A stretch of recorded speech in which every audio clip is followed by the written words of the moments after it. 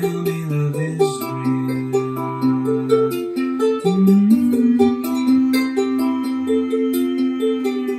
Words of love you whisper soft and true. Darling, I love you. Guess who's engaged? This guy! I just got back from vacation in Colorado. Went with my then girlfriend, my now fiance, and her best friend and her husband. And we had a great time out there. We did a lot of things in a few short days. Day one, we went up to Pikes Peak. And that's when I popped the question. On top of a mountain. She gave me love, love, love, love. And it was beautiful. Oh, you should have seen the view from up there, the Colorado Rockies. You could see New Mexico from there. It was really, really cool. It went from summer at the base to 18 degrees at the summit, which was, was really cold. But yeah, no, I love her. We're getting hitched. I'm excited about that. She'll probably watch this while she's at work too and giggle. Hi, honey. Anyway, so day one, we went up to Pikes Peak. Before we went up there, we hung around in the town of Manitou Springs. Went to some vintage shops. There's a really cool shop there called the Dulcimer Shop. This guy made handmade dulcimers, and he also sold a few guitars, which were really cool, handmade in Colorado. Ate about a pound of fudge each. It was pretty sweet, literally. What else did we do that day one? We had a barbecue with some friends of our traveling companions, and during that time, before we actually had the barbecue, Ariel, my sweetie, and I dipped off to the record store we saw there in Colorado Springs, which was called Independent Records. I picked up a couple pieces there. She picked up a CD there. Day two, we went to... what did we do day two? We spent the day in Denver. Looking, there was this, I can't remember what the street was, what the name of the street was, but there's all sorts of like vintage shops, lots of bookstores. I didn't make it in any record stores, but I did manage to go into a couple of bookshops, and every bookshop in Denver seems to sell vinyl records too, so I picked up a few pieces there, and as well as a book and stuff like that. And that night, we went to Red Rocks in Morrison, Colorado, and watched Bon Iver play, and it was just absolutely amazing. If anybody who's watching this has the chance to go to Red Rocks Amphitheater in Colorado,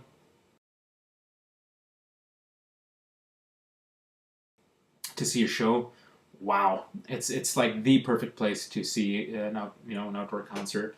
The weather is beautiful up in the Rocky Mountains there with the beautiful red rocks everywhere. The tilted layers of red sandstone or limestone or whatever it is, and just the stars with perfect night.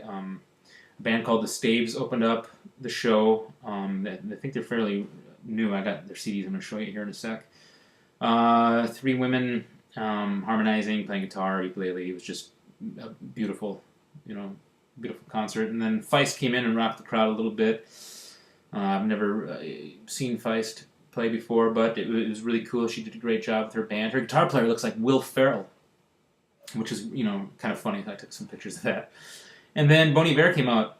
Now, before I show you some of the records and things that I've purchased here, I want to talk a little bit about the Bon Iver concert. Everybody, I've talked about this album before, Forever Forever Go. I love that record. It came out just exactly in the time of my life when I needed it to come out, and I love every song on that record. But when his new album came out, Justin Vernon's new album, I wasn't really that impressed, and I know a lot of people out there in the VC weren't really that impressed either, but after seeing him perform those songs live, I totally get that album now.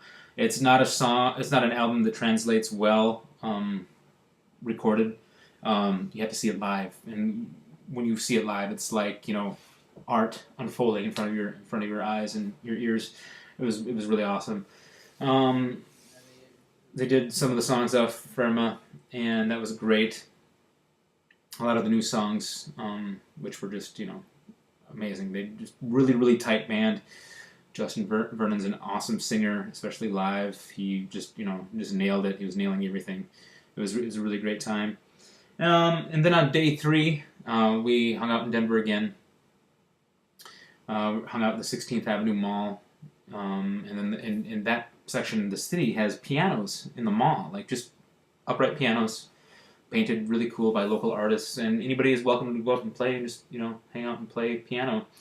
And the cool thing about that is the city actually maintains them. They put covers on them at night, so in case it rains or whatever. It was just really cool. That's something I think every city should need. Like a little bit of music filling the air. It was really cool. And then later that evening, went down to the burbs of Denver and went to a comedy show at Comedy Works, I think is what it was called. And we saw Jay Moore perform some stand-up. He was hilarious. Jay Moore, he was on SNL and I should say Saturday Night Live back in the day. And then he was in like Jerry Maguire, and he's in movies and things like that. I don't know all of his movies, but I remember him for Saturday Night Live for sure. Okay, so and before flying out to Denver, and after flying back from Denver in Minneapolis, my girlfriend and I stopped in Cheapo Records and picked up a couple things. I'm going to start with that here. I got some CDs and I have some records to show you. I think this is the only thing I picked up at Cheapo on the way back, which was the Stone Roses. What's it called again? Second Coming. I used to have this album a long time ago on CD, and I sold it. I don't know why. I saw it for $3, had to pick it up because, it's a great memory album. It's got that song Love Spreads. Those of you may know that. Some of you may know that song. And this is, like the whole Britpop kind of phase thing happening in the 90s, like Oasis, Stone Roses, Blur, Hobby 3, the Blue Radleys, things like that, kind of shoegaze. Well, they're not shoegaze, but the Blue Radleys I was referring to. Let's see here. I got these kind of in a hodgepodge with kind of a mess here. I'm not really in particular order, but on the way before we went to the airport, then we stayed at a friend's house, and went to Cheapo, and I picked up a copy of Bridge Over Troubled Water at Cheapo in St. Paul. I already have 2 copies of this, but one of them is really just sounds like crap. The other one's okay, but this one's mint, and it sounds great. So I'm going to get rid of the other 2, and this is going to be my copy of that record. Great album. Bridge Over Troubled Water. So many great songs in that record. Let's see here.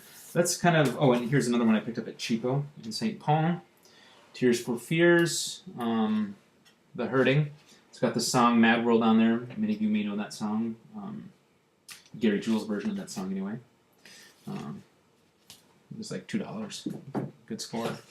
Here's another one from Cheapo in St. Paul. I've had a copy of this record since I was a kid back in the... I was probably 10 years old when I got it. When did it come out? 1987. I was probably 9 years old when this album came out. But anyway, as you can probably understand, it's been completely destroyed as a 9-year-old kid playing a record, But this is George Harrison's Cloud 9. Lots of memories on this album. It was really cool. I remember seeing in the 80s, because I listened to the Beatles since I was like in kindergarten, first grade. And to see a Beatle, on MTV, and, remember the Traveling Wilburys and everything shortly after this, or around the same period. So many great songs. I mean, it's got a really 80s production on it, but Fish on the Sand, This Is Love, When We Was Fab, referring to the Beatles' Devil's Radio, Someplace Else, Wreck of the Hesperus. Got My Mindset on You, of course. This is just a great, wow. I don't want to say it's a comeback album for George Harrison, but, because he never really went anywhere. He was just kind of just hanging out in his garden. But awesome album. Some great musicians on here. Elton John's on piano and some songs. Eric Clapton guitar. Ringo Starr. Jim Keltner, who's just an amazing drummer. Played with George for a long time. But yeah, awesome album. Many of you know it. Let's see here. Now let's go to what I picked up while at Independent Records in Colorado Springs. I only picked up a couple albums there. But this one I've heard a lot of people talk about, the VC. I never actually heard it. I've heard people talk about this album several times. Like if you're a guitar player or if you just love music, you should get this album, which is Carlos Santana, John McLaughlin, and Mahavishnu, Love, Devotion, Surrender.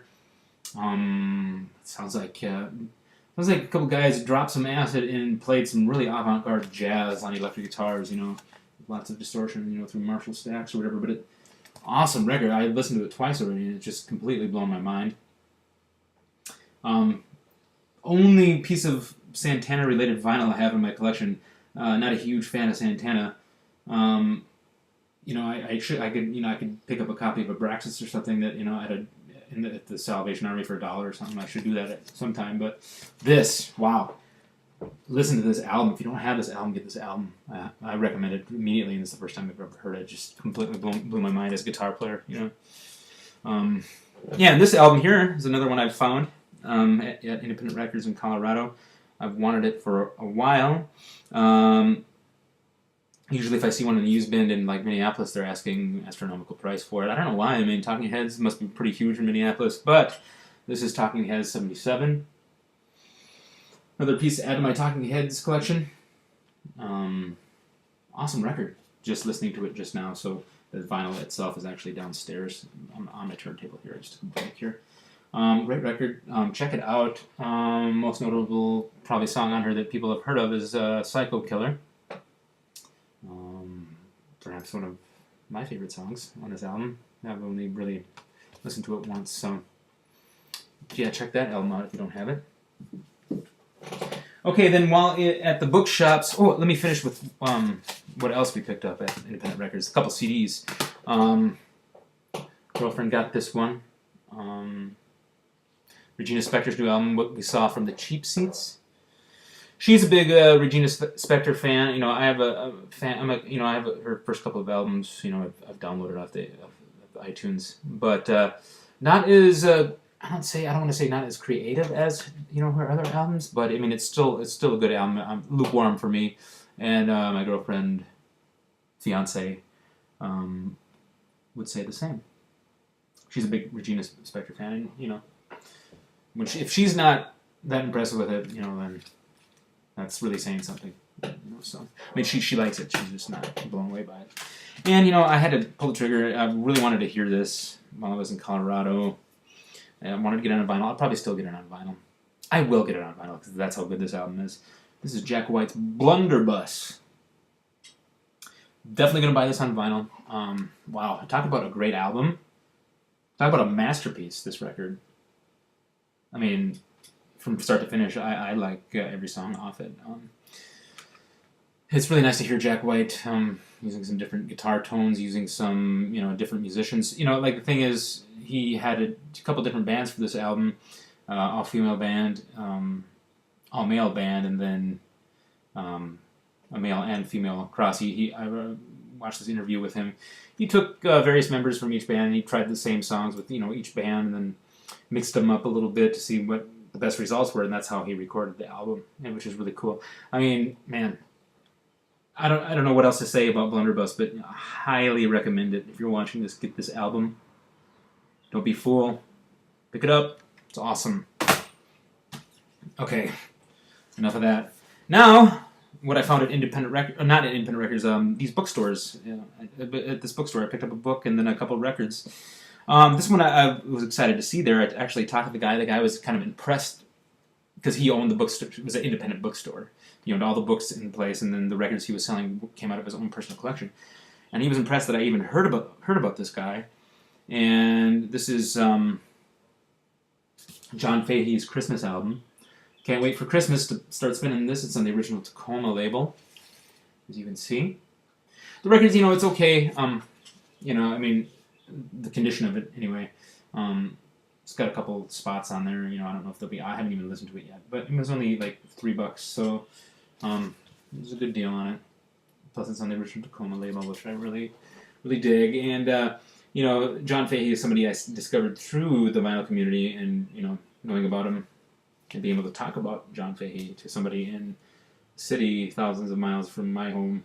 It was just a positive experience. I've played this record twice today, this next record, and I've heard lots of the Neil Young fans talk about this album and show this album. Today was the first time I listened to it, and wow, it's a great album. This is Neil Young, Comes a Time. I think I paid $5 for this one, actually, which is probably about average price. I showed the back. Wow. It's talk about a good album, great album. It's only limited in my knowledge of Neil Young, probably the 60s, early 70s Neil Young, Harvest, After the Gold Rush. Harvest Moon actually is an album that I really enjoy, one of his later works. But yeah, this is an awesome album, and I love the cover. You know, he's playing a Martin D45 on there. I suppose nowadays that's probably about a $5,000 guitar if you were to buy one new. But anyway, it's just awesome record, and it's kind of like the Neil Young that I enjoy. You know, kind of reminds me a little of Harvest Moon, harkening back there. Okay, and then here's a couple CDs by the Staves that I got at the concert at Red Rocks. They're EPs, actually. I know these are available for download on iTunes. They had a 7-inch, but I didn't pick it up. It was kind of expensive, so I just bought the CDs instead. I think the 7-inch was of Motherlode EP, and this one is called Mexico EP. I'm assuming they're going to have a full-length album out soon. They are signed to Atlantic Records. They're from London. They're English girls. They can harmonize. They're like the, I'd hate to do this comparison because people might go, I compare them to the Dixie Chicks as far as their harmonizing skills. They're not country. They don't sound like obviously they're at a Bon Iver. They're opening a Bon Iver and Feist show. They're not going to be that type of mainstream music, but it's really, really good acoustic music with 3-part harmonies, very folky. I can hear tinges of Joni Mitchell and Nick Drake in these ladies, maybe a little bit of CSNY. Check it out. You can go to iTunes and preview some of the songs if you want to hear them. The Staves, really good. And how awesome is this? Okay, this is on the return from Colorado now.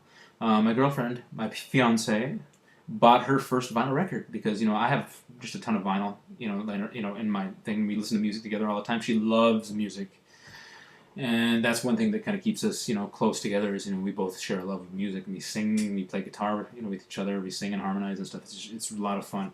Anyway, she bought her first vinyl record, and it was a good choice too. This band is from Minneapolis. They got some national attention. Because we saw their CD. Actually, I didn't see it. My fiance saw it at Independent Records in Colorado. But she picked up the vinyl on the way back. We landed in Minneapolis. The Honey Dogs. What comes after? They've been kicking around Minneapolis for a long, long time. One of probably the biggest bands in Minneapolis, obviously. It's a gatefold. It's really cool. And I know this is like a limited edition colored vinyl too. It's on blue vinyl, which is really cool. But we've already listened to this. It's hard to do this on camera. Yeah, Honey Dogs. I remember listening to them, when I first moved to Minneapolis, which was about 12 years ago. They were always on the radio. People are always going to Honey Dog shows and stuff like that. They've opened up for big name acts, things like that. But yeah, really cool. Honey Dogs. What comes after? Really great Minneapolis, kind of, Americana type music, if you want to check it out. Man, I got some more, I'm still trucking here. Before I left for vacation, these have been sitting around for a while. I just haven't had the chance to talk about them. But before I left for vacation, my mom gives me a call, says she was at a garage sale. She picked up some records for like 50 cents each. Awesome. I love cheap records. First, this is like a boxed set. Rock All-Stars. Who's in this? Mitch Ryder and the Detroit Wheels, Three Dog Night, Tommy James and the Shondells, Paul Revere and the Raiders, Lovin' Spoonful, Monkeys, Birds, Gary Puckett, the Union Gap, Fifth Dimension, CCR. Basically, one side per artist band, listed on here. Just a compilation. I don't know where it originated or how it was packaged like this, but that's what that is. And it's kind of a neat little box set, kind of cool. This one is really cool. This is probably the coolest one of the... Well, I don't know. This is probably the coolest one of the bunch, in my opinion. This is a sealed Fats Domino record on Liberty Records. It looks like the copyright is 1971. It's a compilation. There's a double LP, but it's sealed, I don't have any... I have a bunch of Fats Domino 45s. This is a double LP sealed. Of course, it's got all the typical Fats Domino songs that are here, like Ain't That a Shame, Blueberry Hill, I'm Walking, Gonna give this a good listen. I love Fats Domino. I grew up on this stuff, that 50s African American 50s music, along with, just like the Sun sound and stuff. Speaking of the Sun sound, this is pretty cool. And if Memphis Vinyl Jim is watching this, he'd probably think this was pretty cool. This is Jerry Lee Lewis and Friends. It's a duets album on Sun Records. It's in pretty decent shape. There's the Sun label there. Who is he duetting with here? Well, Save the Last Dance for Me, Sweet Little 16, I Love You Because, CC Rider, It Might to Be the One, Sail Away, Cold Cold Heart, Hello Josephine, It Won't Happen With Me, What I Say, Good Golly Miss Mom. The copyright on here is 1978, so it's going to be like an analog production, which would be kind of cool. It's in mono. I love old Sun records. I only have a couple other Jerry Lee Lewis records. Okay, now this one, the cover's in awesome shape. Bruce Springsteen, Born in the USA. I have another copy of this. The cover's kind of rough, and the vinyl is great. And the cover's great, and the vinyl's kind of rough. So I'm going to swap them out and keep this with the shrink on there. Anyway, what can I say about Born in the USA? It was a huge album in the 80s. Probably one of the biggest of the 80s. And this one's, I also have a copy of this. This is in better condition and complete with poster and everything. Simon and Garfunkel concert in Central Park. You can find them in dollar bin. But this is, better shape. I'm going to keep that one.